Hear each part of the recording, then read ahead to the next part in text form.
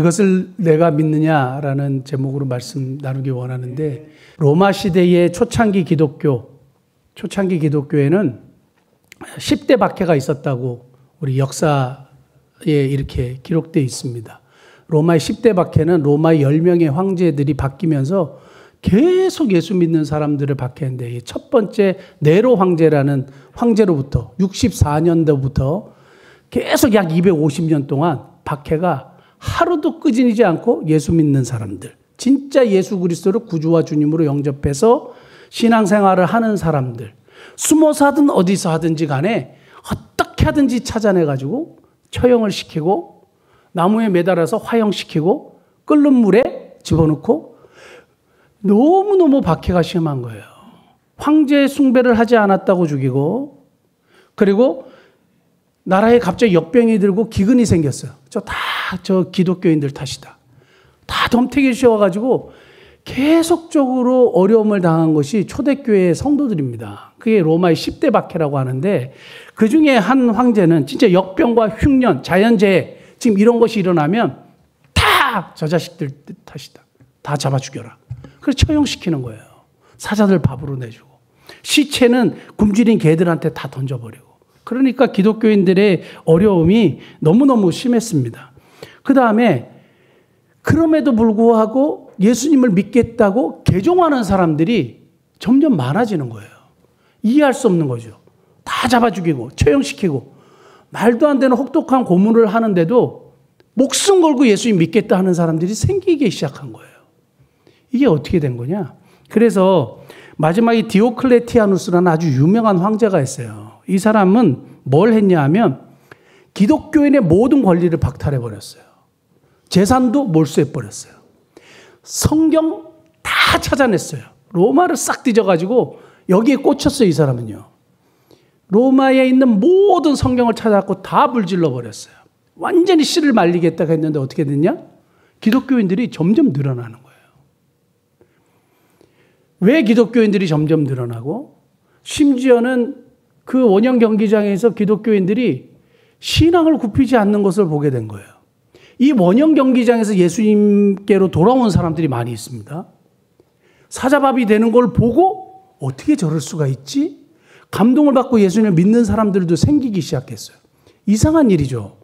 사자밥이 되는 걸 보면 두려워가지고 절대 예수님 안 믿어야지 이래야 되는데, 그걸 보고 사람들이 감동을 받고 예수님께로 돌아오는 로마인들도 생기고 다른 이방인들도 생기고 이렇게 생기는 거예요. 기록을 찾아보니까 그 원형 경기장에 그 글래디에이터 검투사들이 이렇게 검투를 막 하잖아요. 그래서 누굴 죽이고 자기가 승리하고 와 하잖아요. 그 다음에 행사가 뭐냐 하면 1년에 사람들이 양의 털을 이렇게 막 뒤집어쓰고 쫓기듯이 원형 경기장 안으로 들어오는 거예요. 가족들, 여러 때의 가족들이 원형 경기장 안으로 뭘 쓰고 들어오냐면 양의 가죽이요. 그 양처럼 보이려고 이렇게 양의 가죽을 다 쓰고 들어옵니다. 그러고 나서 갑자기 철창이 확 열리는 거예요. 그럼 거기서 뭐가 튀어나오느냐? 굶주린 사자들이 튀어나와요. 그래가지고 굶주린 사자들이 양의 탈을 쓴, 가죽을 쓴 사람들을 딱 보고 정신이 혼미해지죠. 배가 너무 고프니까. 그럼 어떻게 하겠어요? 뜯어먹죠. 뜯어먹히기 전에 이 크리스찬들에게 공통점이 있었대요. 딱 모여가지고 찬송했대요. 두렵잖아요. 하고 막 도망을 가고 막 어떻게든지 살려고 발버둥 친 게 아니라 가족들이 딱 모여가지고 찬송했대요. 그리고 그들에게 계속적으로 암송되고 그들이 주장했던 말씀이 있었대요. 그게 뭐냐 하면 오늘 요한복음 11장 25절 26절 말씀입니다. 같이 다시 한번 읽겠습니다. 예수께서 이르시되 나는 부활이요 생명이니 나를 믿는 자는 죽어도 살겠고 무릇 살아서 나를 믿는 자는 영원히 죽지 아니하리니 이것을 내가 믿느냐. 아멘. 그들이 서로 격려하면서 두려워하지 말자고. 우리에게는 영원한 천국이 있고 부활이 있기 때문에 두려워하지 말자고. 하나님께서 우리를 영원한 곳으로 인도하실 거라고. 조금만 참자고 가족들에게 격려하고 사자밥이 됐다는 얘기예요. 이게 어떻게 가능할까요? 사랑하는 성도 여러분, 여러분들은 예수님이 정말 십자가에 못 박혀 죽으시고 성경대로 사흘 만에 부활하신 사실을 마음에 믿으십니까? 네. 그게 믿어지면 은혜예요. 그러면 정말 구원받은 하나님의 백성이라고 감히 말할 수 있습니다. 당당하게. 어제 저녁에 한 분이 저를 찾아오셨어요. 이제 소개를 받고 찾아오셨는데 이분은 이제 공군사관학교를 졸업하시고 좀 높은 지위에 있다가 이제 은퇴하신 분인데 20년 동안 신앙생활을 했대요. 근데 갈등이 너무너무 심한 거예요. 지금도 뭘 찾아서 헤매시냐면 진리를 찾아 헤매시는 것 같아요. 정말 믿고 싶은데 안 믿어진다는 거예요. 결론은 뭐냐? 많은 얘기를 하다가 제가 마지막에 그랬습니다. 예수님께서 우리 집사님을 위해서 십자가에 못 박혀 정말 죽으시고 성경대로 사흘 만에 부활하신 사실을 마음에 믿으시냐고 그랬더니 안 믿겨진대요. 20년 신앙생활 했는데. 너무너무 힘든 거예요. 안 믿겨지니까 힘든 거예요. 믿고 싶어서 열심히 뭔가를 찾아보고 다니고 애를 쓰는데 유튜브도 보고 설교도 듣고 막 하는데 안 된다는 거예요. 그리고 성경의 고고학적인 그 채널들을 보면서 진짜 성경이 사실이다 이런 것들을 막 검증해 나가는 것들도 막 보면서 하는데도 안 믿겨진다는 거예요. 뭐가 안 믿겨요? 복음의 핵심 예수 그리스도의 십자가의 죽으심과 부활이 안 믿겨지는데 어떡하냐 이거예요. 중간중간에 눈물도 흘리시더라고요. 안 믿겨지니까 너무너무 힘든 거예요. 여러분과 저는 어떻게 이걸 믿죠? 예수님이 부활하셨대요.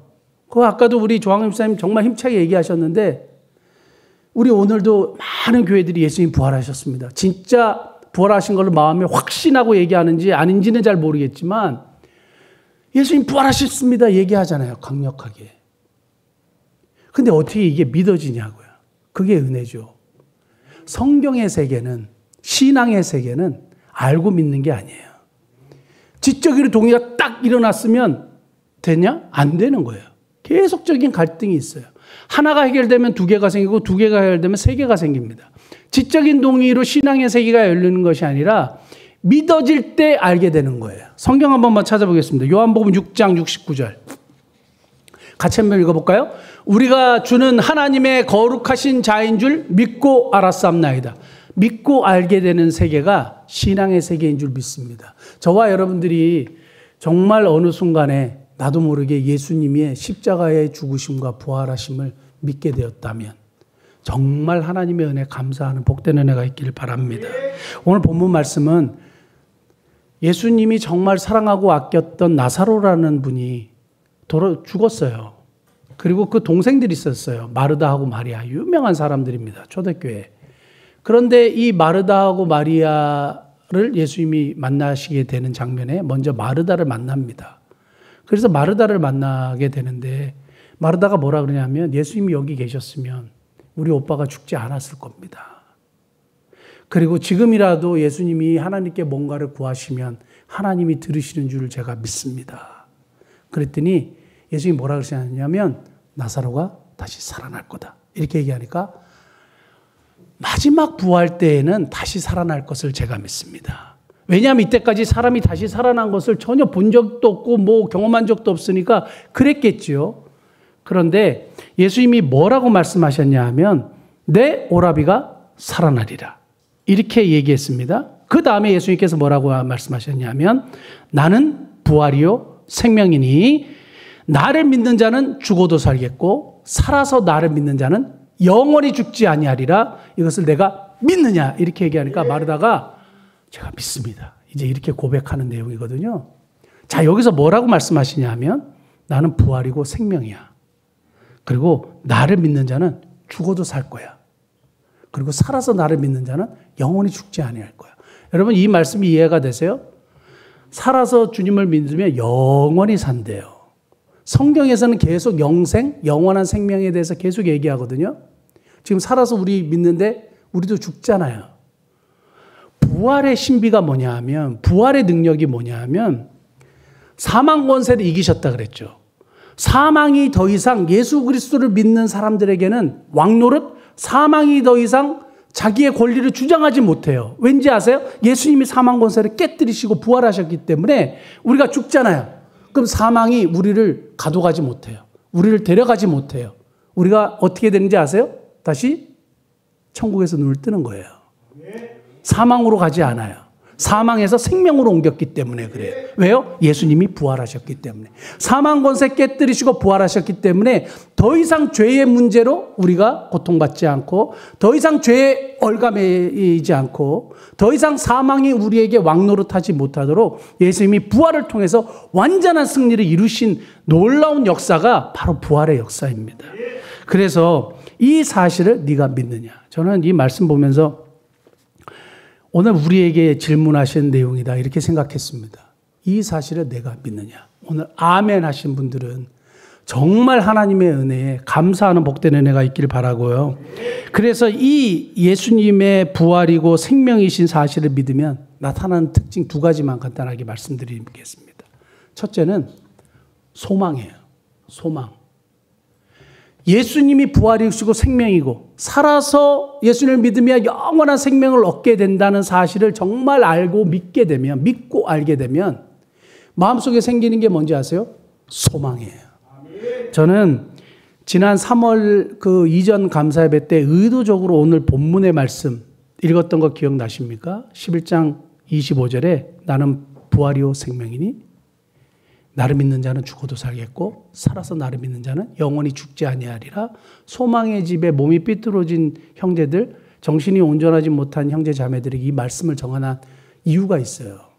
그 뭐냐 하면 우리 일반인들 그리고 잘 먹고 잘 사는 우리들은 부활의 소망에 대해서 뭐 부활의 소망 뭐 이런단 말이에요. 근데 여러분 몸이 삐뚤어져 있고 평생을 그렇게 살았던 사람들이 자신의 몸이 변화되고 정말 하나님 앞에 영원한 몸으로 변화될 것에 대한 소망? 그것은 완전히 다른 개념이에요.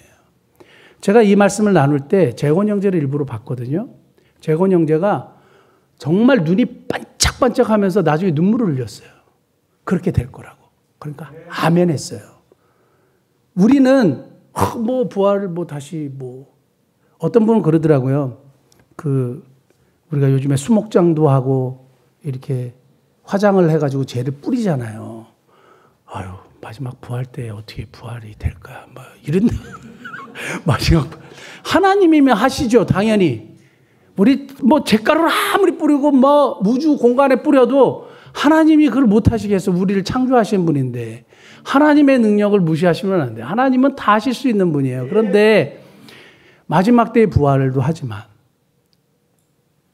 눈을 탁 떴을 때 하나님의 나라에서 눈을 뜨게 되며 그 하나님께서 우리를 향하신 그 놀라운 역사를 보게 되는 것을 소망하게 되죠.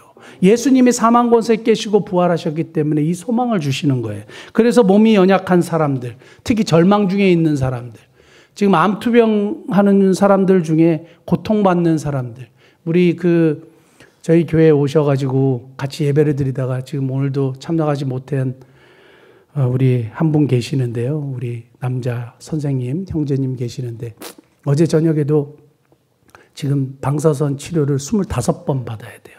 매일 한 번씩 받아야 되고 너무 고통이 심해가지고 어제 우리 집사님에게 전화를 했대요. 그래서 부부 집사님이 밤에 늦게 가가지고 응급실에 모셔다 드리고 저한테 연락을 주셔서 제가 저녁에 기도했는데 너무너무 힘든 육신의 질병. 그럼 여러분 잘 모르시죠? 왜냐하면 건강하니까 잘 모르시는데 감사하죠. 그런데 이러한 절망에 빠진 사람들, 육신의 질병뿐만 아니라 완전히 파탄날 지경에 너무너무 힘든 분들에게는 이 부활이 승리하신 그 주님이 이 부활의 능력이 우리에게 뭘 주는지 아세요? 소망을 주는 거예요. 다시 일어설 수 있는 용기를 주고 희망을 주고 하나님께서 이기게 하실 거라는 확실한 그 소망을 주시는 거예요. 어려운 가운데, 곤란한 가운데, 힘든 가운데, 고난 중에 막 어떻게 해야 될지 모르는 사람들이 있습니까? 이 부활의 주님 확실하게 경험하시는 복된 은혜가 있기를 축복합니다. 자, 두 번째는 부활의 주님 예수 그리스도가 부활이고 생명이고 이것을 확실히 믿는 사람들에게 드러나는 특징이 확실히 있어요. 그게 뭔지 아세요? 믿음이에요. 어떤 믿음이냐?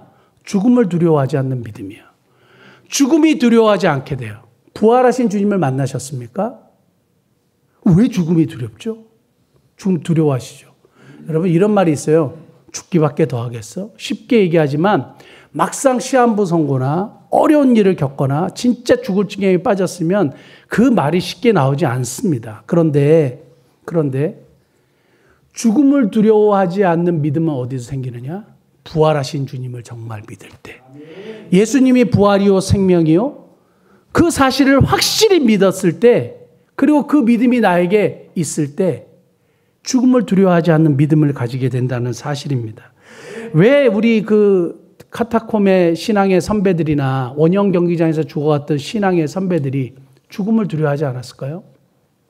부활하신 예수님을 믿었기 때문이에요. 예수님이 부활이요 생명이심을 확실하게 믿었기 때문이에요. 140년 전에 선교사님들이 한국에 들어왔잖아요. 제가 이 선교사님들을 항상 이렇게 보면서 항상 감동받는 게 있어요. 그거는 매해 똑같아요. 양화진을 가서도 매해 똑같은 은혜가 있는데 거의 다 20대예요. 그리고 30대예요. 그런데 의대를 수석 졸업했대요. 장래가 다 총방받는 사람들이 많았어요. 그리고 열심히 공부했어요. 그리고 한국 가서 얼마 후에 돌아가셨어요. 그런데 그 부모님은 어땠을까 보니까 부모님이 기꺼이 파송했어요. 근데 자녀들이 죽을 걸 알았어요. 자녀들이 그 불모지의 땅에 가가지고 죽을 걸 알았어요. 그때는 50%였대요. 살 가능성 50%, 죽을 가능성 50%. 반반이에요. 이거 아니면 이거예요. 그러면 사람들은 언제든지 뭘 먼저 생각하냐? 긍정적인 걸 먼저 생각하지 않고 부정적인 거 생각해요. 신앙인도 똑같아요. 죽는 거 생각하죠. 그 50%, 50%의 이 반반의 확률에서 그 부모님들은 어떻게 생각하느냐? 내 자녀가 저기서 죽을 거다 생각한 거예요. 그러나 천국의 소망, 부활하신 예수님 때문에 보낸 거예요. 우리에겐 부활의 소망이 있기 때문에, 다시 만날 소망이 있기 때문에, 그래서 죽음을 두려워하지 않고 보낸 거예요. 그래서 한국에 있는 동안 부모님들이 열심히 서포트하고 기도하고, 자녀들은 20대에 그 총만 받는 나이에 30대에 보냈어요. 미국 남장로 교회는 이제 전라도 쪽에서 많이 활동을 했는데 30대는 노장이라고 해서 안 보냈대요. 20대만 보냈어요. 그때 20대들이 기꺼이 가겠다고 간 거예요. 그러니까 와가지고 어떻게 했어요? 교회 세웠죠. 그리고 병원 세웠죠. 학교 세웠죠. 그리고 한국에 풍토병에 걸려서 돌아가시거나 한국에 와가지고 자녀들을 다 잃거나, 그럼에도 불구하고 복음을 전하겠는데 이분들에게 드러나는 공통점이 뭔지 아세요? 믿음인데 죽음을 두려워하지 않는 거예요. 죽음이 전혀 두렵지 않는 거예요. 왜냐하면 천국이 보장되어 있고 눈을 뜨면 다시 하나님을 만나게 될 것이라는 사실을 확실한 믿음이 있었기 때문이에요. 도대체 그 믿음은 어디서 생기느냐? 하나님이 주시는 믿음이에요. 사랑하는 성도 여러분, 내가 정말 믿고 싶다고 믿어지는 게 아닙니다. 구원에 관해서는 하나님이 주시더라고요. 사랑하는 성도 여러분, 저와 여러분들이 정말 이 죽음을 두려워하지 않은 믿음을 소유하시는 복된 은혜가 있기를 원합니다. 왜 죽음을 두려워하지 않는지 아세요? 이게 사실이니까요. 이게 진짜니까요. 이게 가짜가 아니라 거짓 위에 세워진 진리가 아니라 진리 위에 세워진 진리이기 때문에 그래요. 얼마나 많은 사람들이 이 부활을 이게 잘못됐다, 조작됐다, 문제가 있다, 이건 거짓말이다, 사도들이 거짓말을 한 것이다 해가지고 그 문제를 찾으려고 지금까지 찾는데도 아직도 예수님의 부활을 우리가 찬양해요. 깨어지지 않는 진리예요. 왜요? 사실이니까요. 이재철 목사님이 쓰신 새신자반이라는 책에 보면 1972년도에 미국에서 있었던 워터게이트 사건에 대한 이야기가 나와요. 그 워터게이트라는 사건은 뭐냐 하면 닉슨 대통령, 미국 대통령 중에 최초로 중간에 사퇴한 대통령이에요. 이제까지 그런 대통령이 없었는데 이 닉슨 대통령이 집권을 하고 나서 정치를 하다 보니까 베트남 전쟁 때문에 이 민주당이 반대를 한 거예요. 그래서 민주당의 그 본부가 어디 있었냐면 워싱턴 DC의 워터게이트 호텔에 있었어요. 근데 여기에 뭘 했느냐? 도청을 했어요. 도청을 하고 막 이렇게 정치적으로 잘못된 행위를 한 거죠. 권력을 남용했어요. 그래서 그걸 숨겼어요. 아무 문제 없도록 숨겼는데 이것이 왜 나중에 알게 되었냐 하면 그 특별 보좌관이 있었어요. 법률 특별 보좌관인 찰스 콜슨이라는 사람이 있었습니다. 그런데 이 사람이 이것 때문에 감옥에 들어갔어요. 감옥에 들어가가지고 부활하신 주님을 만났어요. 그래서 이 사람이 완전히 변화돼가지고 그 워터게이트 사건에 대한 이야기를 딱 했어요. 당대의 최고의 법률가들, 당대의 최고의 엘리트들이 다 모였다는 거예요. 닉슨 대통령 휘하에 다 모여가지고 다 입을 맞췄대요. 이거 이렇게 입을 맞춰. 이렇게 거짓말을 해. 그래서 모든 사람들이 동일하게 탁 짜맞췄대요. 어느 것도 빠져나갈 수 없도록, 어느 문제도 생기지 않도록 모든 법적인 것을 체크하고 다 했대요. 어떻게 됐을까요? 다 탄로나봤어요. CIA가 FBI를 이렇게 조사하게 하고 막 온갖 술수를 다 썼는데 어떻게 됐냐면 거짓이 들통난 거예요. 그래서 닉슨 대통령이 중간에 사퇴했습니다. 이렇게 되는 사건이 있어서 그게 유명한 워터게이트 사건인데 이게 뭐냐 하면요. 아무리 똑똑하고 최고의 엘리트들이 입을 다 맞춰도 결국엔 나중에는 다 드러나더라. 왜요? 거짓 위에 이것을 세웠기 때문에 그래요. 거짓은 언제든지 등통나게 되어 있습니다. 그런데 예수님의 부활은 무식한 예수님의 제자들이 예수님 부활하셨다고 막 떠들고 다녔어요. 그게 거짓이면 금방 들통났겠죠. 이분들은 배운 것도 별로 없었던 사람들이잖아요. 그러니까 수많은 사람들이 500명이 막 봤다 그러고 막 아무리 활개치고 돌아다녀도 어떻게 그게 가능하냐. 근데 심지어 어떻게 하는지 아세요? 예수님이 진짜 부활하셨다고 하고 박해하는 사람들에게 그냥 돌에 맞아 죽는 거예요. 창에 찔려 죽는 거예요. 그래도 예수님 부활하셨다고 얘기하는 거예요. 왜 이런 현상이 일어났느냐? 진짜 믿었기 때문이에요. 진짜 부활하신 주님이 그들을 만나주셨고 그것이 사실이었기 때문입니다. 사랑하는 성도 여러분, 죽음이나 여러 가지 문제가 두려우십니까? 두려우십니까?